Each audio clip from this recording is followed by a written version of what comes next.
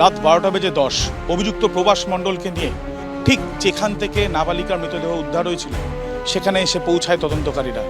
তারা এখানে পুনর্নির্মাণের প্রক্রিয়া করবেন বলে এসেছিলেন, কিন্তু এই ঘুটঘুটে অন্ধকার, অন্যদিকে ঝমঝমিয়ে বৃষ্টি, আর এই যে পথ দেখা যাচ্ছে অত্যন্ত দুর্গম, জল জমে রয়েছে, সেই জায়গা দিয়ে যখন তাকে নিয়ে যাওয়া হচ্ছিল তখনই সে এক পুলিশ কর্মীর সার্ভিস রিভলভার সেখান থেকে সে এক প্রকার বলা যায় যে ছিনতাই করে।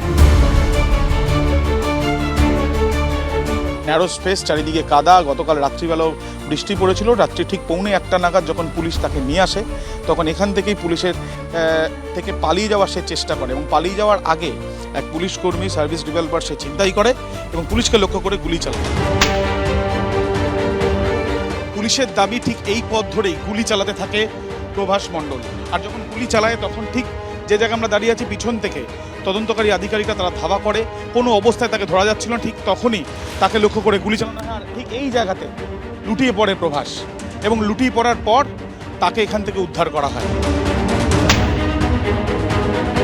তৎক্ষণাৎ সেখানে উপস্থিত পুলিশ কর্মীরা, পুলিশ আধিকারিক যারা ছিলেন তারা কিন্তু গুলিবিদ্ধ প্রভাস মণ্ডলকে সেখান থেকে উদ্ধার করে বারুইপুর মহকুমা হাসপাতালে নিয়ে আসেন, এবং বারুইপুর মহকুমা হাসপাতালে নিয়ে আসার পর এখানকার চিকিৎসকেরা প্রভাস মণ্ডলকে মৃত বলে ঘোষণা করেন। এই ঘটনায় বেশ কয়েকজনকে গ্রেপ্তার করা হয়েছিল, কিন্তু শুরুটাই হয়েছিল এই প্রভাস মণ্ডলের উপস্থিতি, যেটা একটি সিসি ক্যামেরার ফুটেজ থেকে পাওয়া যায়। পরবর্তীকালে আরও একটি সিসি ক্যামেরার ফুটেজ পুলিশ আধিকারিকরা পান, যেখান থেকে দেখা যাচ্ছে যে ওই নাবালিকার পেছনে প্রথমে সে ধাওয়া করছে এবং তারপরে তার পাশে সে হেঁটে যাচ্ছে, এবং পরবর্তীকালে তদন্ত করে তাদের যেটা অনুমান, এই প্রভাস ওতপ্রোতভাবে এই ঘটনার সঙ্গে শুধু জড়িতই নয়, প্রধান অভিযুক্ত।